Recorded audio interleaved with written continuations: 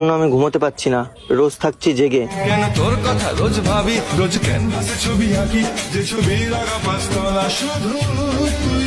এরকম কোনো ছেলে করবে না, ঠিক আর আছে? কোনো মেয়েও চায় না যে এর পরেও যদি তুমি আমাকে লয়াল না বলো তাহলে আমার কিছু বলার নেই, ঠিক আছে? আমারও কিছু বলার নেই। তুমি লয়াল না এটা আমি জেনে গেছি, আর আমি তোমার সাথে থাকতে চাই না।